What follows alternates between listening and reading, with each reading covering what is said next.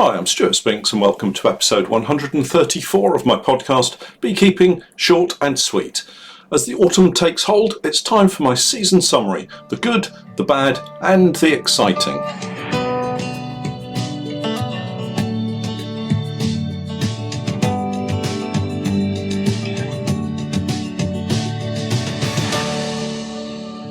Beekeeping Short and Sweet, a beekeeping podcast for the inquisitive beekeeper with a short attention span.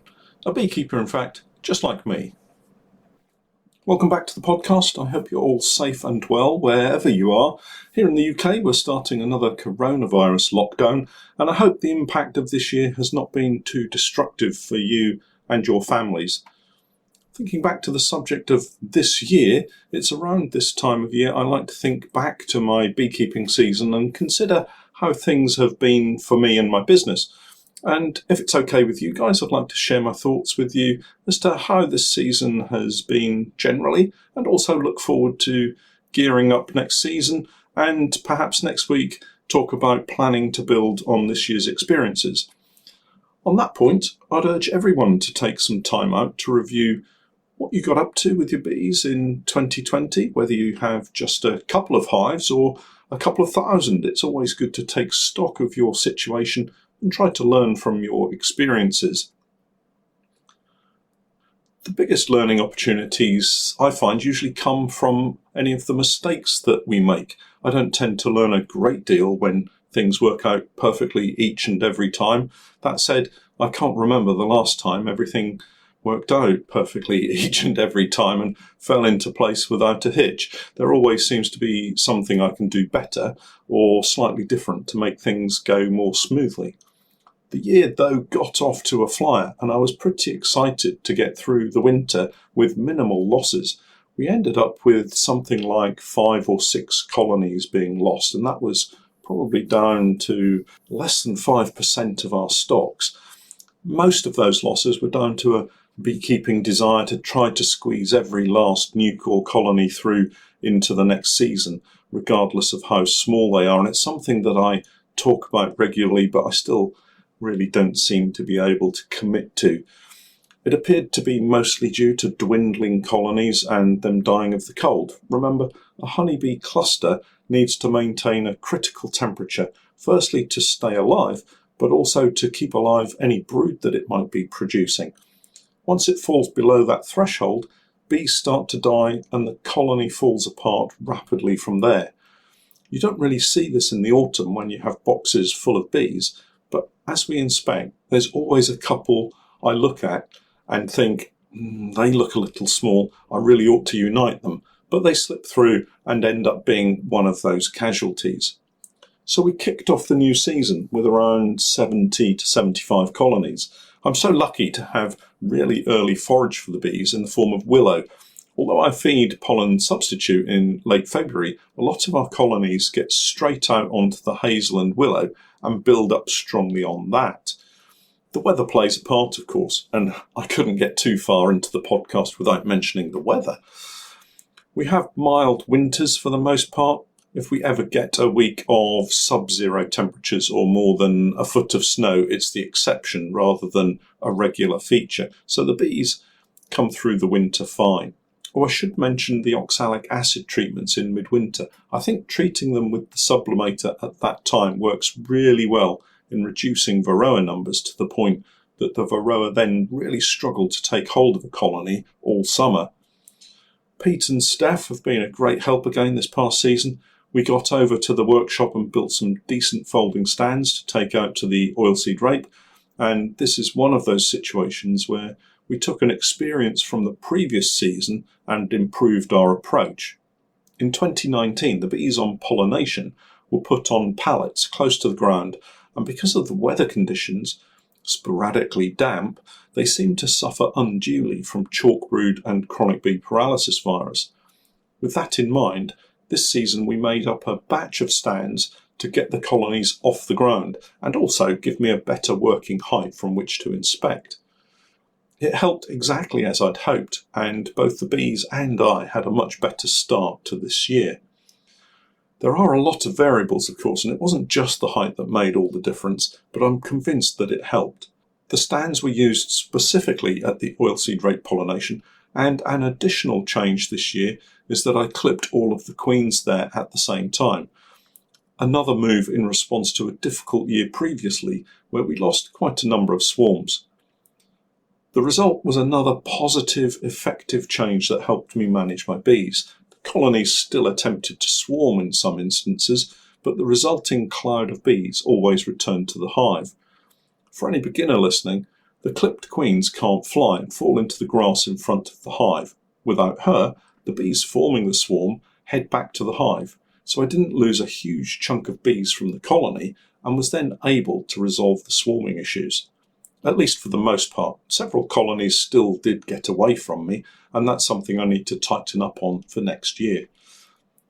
One of the other successes of the year also provided me with a lot of entertainment and pleasure, and that was the swarm we collected and housed in the top bar hive. This project ran alongside our church colony cutout, which I'll come on to in a moment, but the top bar hive, built mainly by Pete, it has to be said, has really been super fun to play around with. The colony developed quickly on the top bars and simply performed quietly and calmly each and every time we popped over to film them. I can really see the attraction of having a top bar hive for a hobbyist and wouldn't deter anyone from giving it a go. We had no swarming issues with them, and they're now clustered up ready to go through their first winter in the top bar hive. Again, a first for me, and although I have given them plenty of food to see them through, I'm not sure how well they'll cope, so I'll keep my fingers crossed and we'll see what happens. Going back to the church cutout colony, what an adventure we had with them too this season. Climbing scaffold to collect bees isn't my idea of fun, but we managed to recover them, and although the process of moving them onto frames was a little tricky, we did manage to get them safely across to our 14 by 12 apiary and settled down. The buggers swarmed on me in the summer though, despite my best efforts of creating an artificial swarm, but the end result was 2 colonies from 1, so it wasn't a total disaster.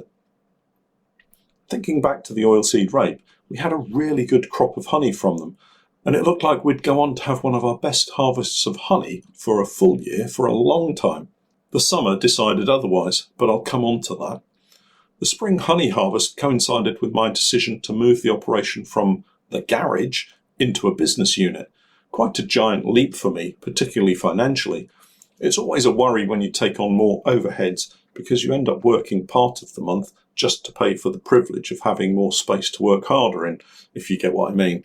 That said, it was probably the best thing I could have done.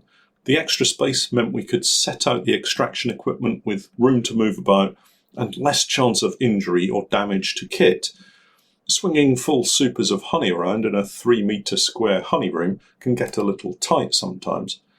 I had a partition wall put up, you might remember, to separate the honey room from the rest of the unit, and that filled quickly with boxes and other beekeeping kit. It always amazes me how quickly I seem to fill the available space.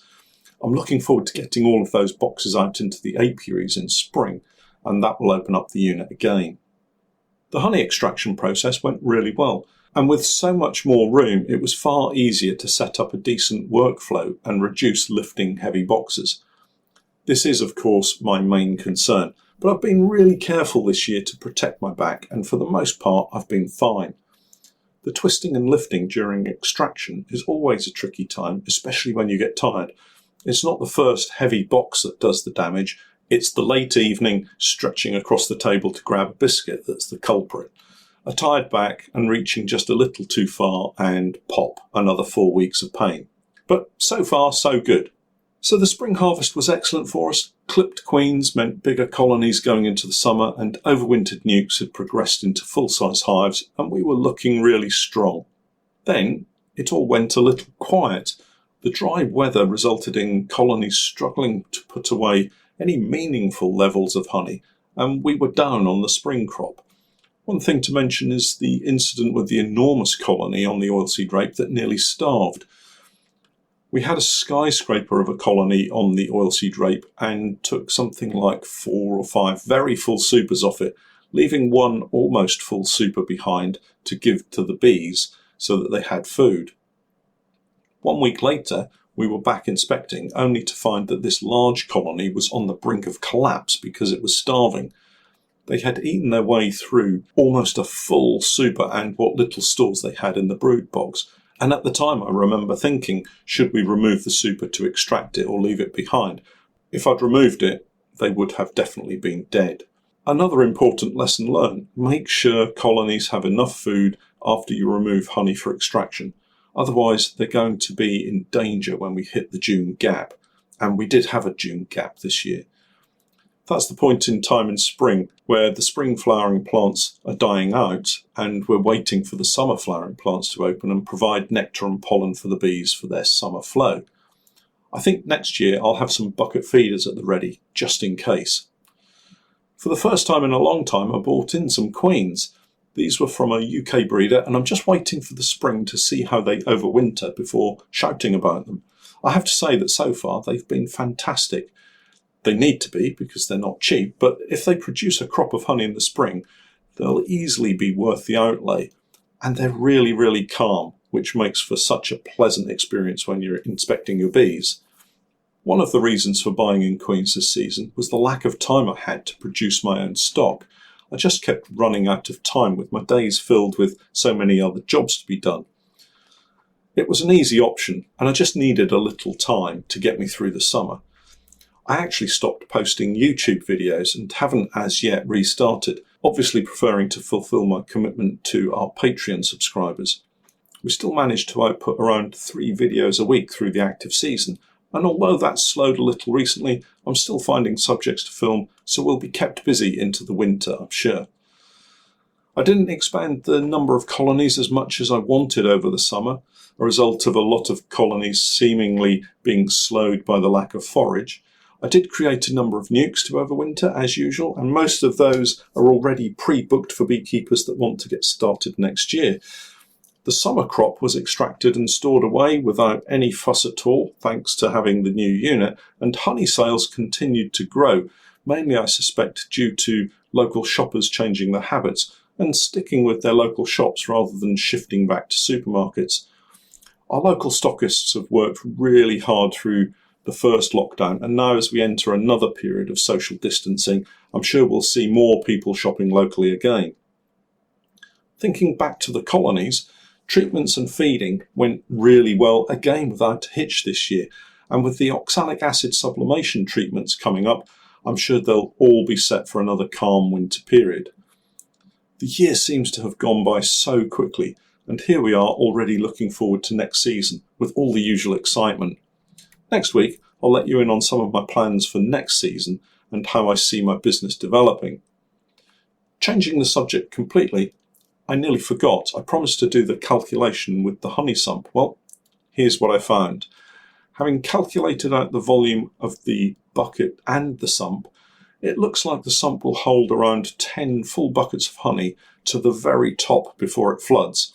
Fingers crossed I never get to that point, but safer to stay within a decent safety margin and call it 9 buckets at most.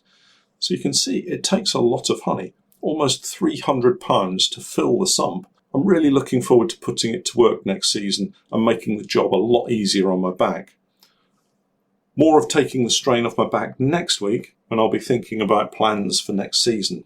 Lastly, remember it's Zoom meeting time next week. Our first meeting is on Tuesday the 10th of November. Login details will appear on the Patreon page over the weekend, and don't forget to get your questions in to me.